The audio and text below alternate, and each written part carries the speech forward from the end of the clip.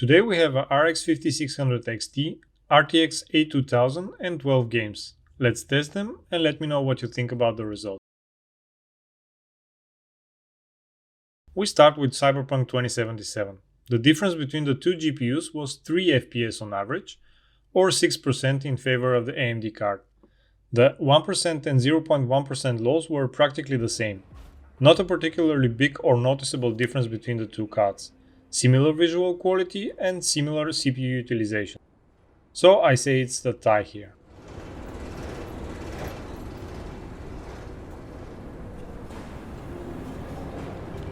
El 80% de los accidentes aéreos provocan la muerte. Respete el límite de velocidad.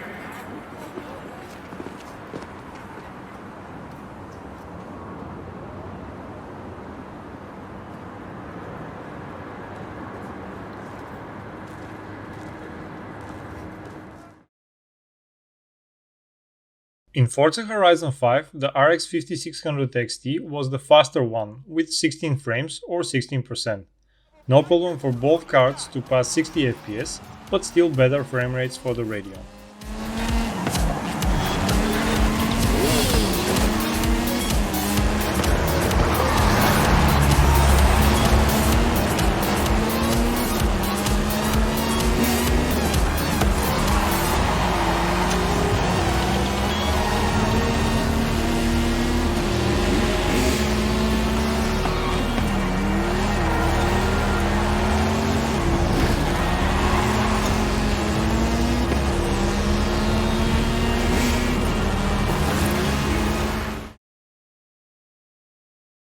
In Shadow of the Tomb Raider, Team Red had a similar result with 16 frames more or 18% lead.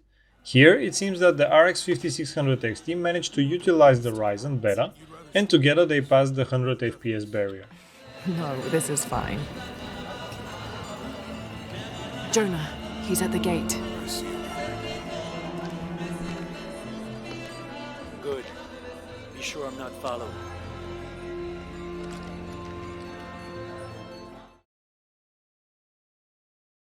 Next is Fortnite. Here the difference was 12 frames or 16% in favor of the Radeon. The 1% and 0.1% loss were also better with the RX 5600 XT and helped for a smoother gameplay, pushing it away from 60 and 30 FPS respectively.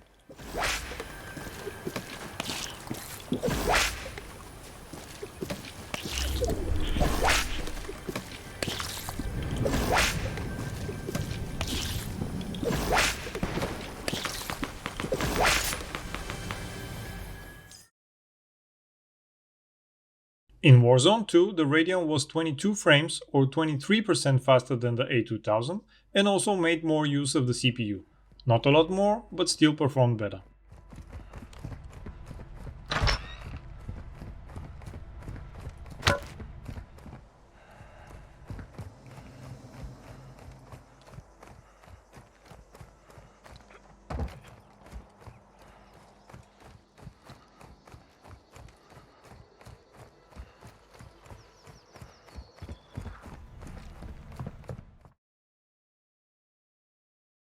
Doom was the game with the biggest difference in the frame rate. The RX 5600 XT was 88 frames or whooping 82% faster than the RTX A2000. Can you perceive this difference on a 60Hz monitor though? No, not really, but still 82% faster.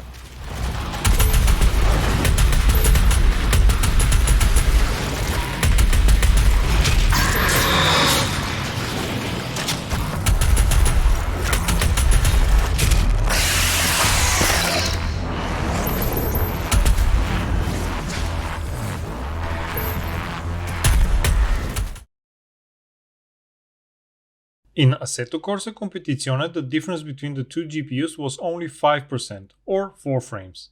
In the zone above 75 FPS, it is safe to say that a difference of this nature would not have a visible effect on the gameplay.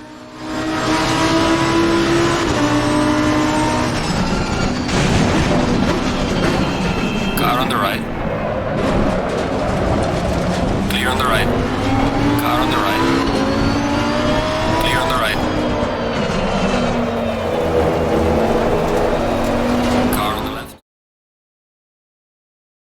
In Dirt Rally 2, the RX 5600 XT was much faster than the A2000 with 40% more average FPS and pushed the frame rates closer to the hundreds. In both cases, the CPU usage was, well, quite sad, but here, as in some other titles, the Radeon managed to utilize the Ryzen slightly better. 50, 6 left of a crest, slow, 50, 2 right. Into 2 left long. Into 3 right. 4 left. Into 6 right, extra long of a crest, 60. Metro Exodus was another game where the Radeon took a big lead over the RTX, 30 frames per second or 32%. Here, again, the CPU was a bit better utilized by the AMD GPU.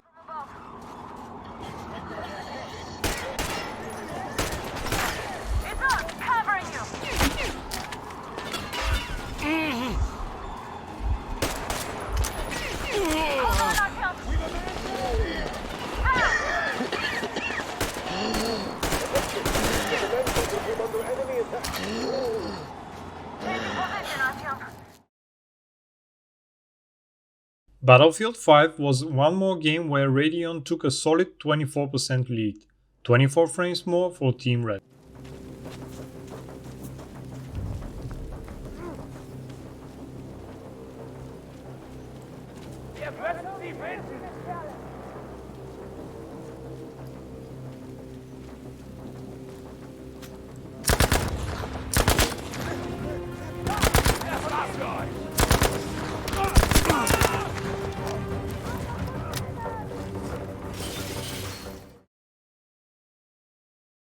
In Witcher 3, the difference was 4 frames.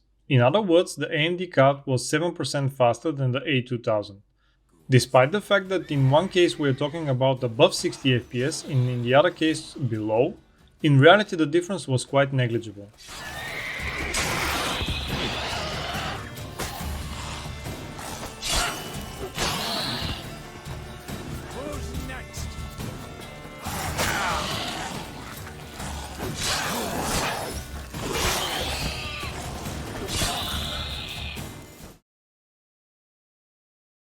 GTA 5 was the only game where the A2000 managed to barely take the lead with the astonishing 3 frames per second.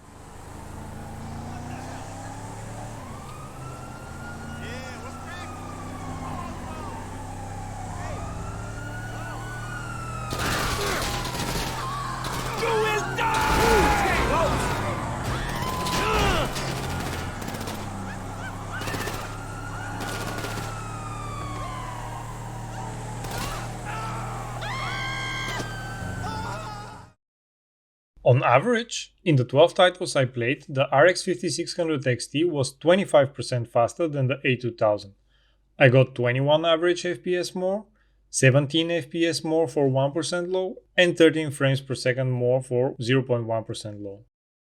In some of the games, the difference was pretty small, in the range of 3-4 FPS, but there were several titles where Team Red had a lead of 20-30 FPS, and there was Doom Eternal with 88 frames more.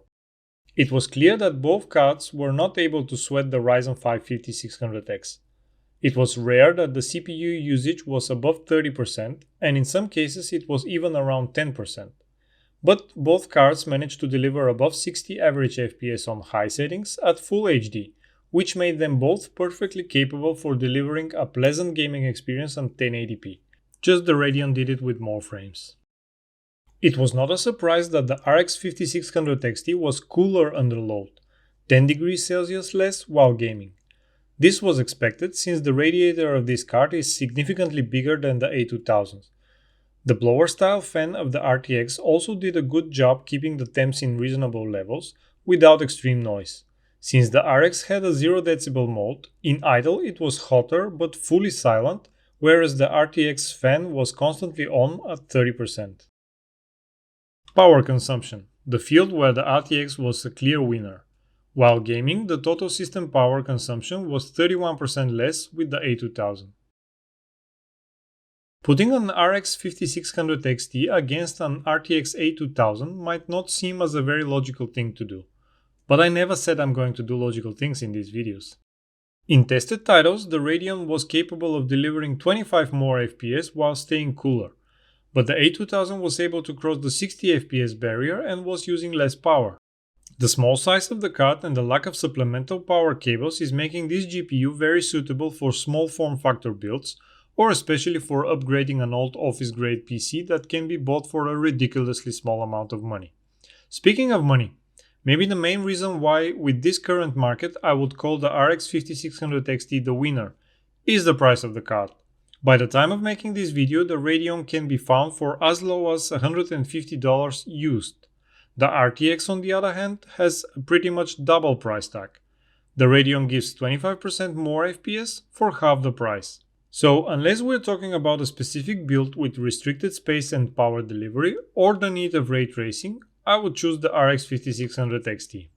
Thanks for watching and see you in the next video. Subscription to the channel is not required in order to close this page, but is highly appreciated. Bye.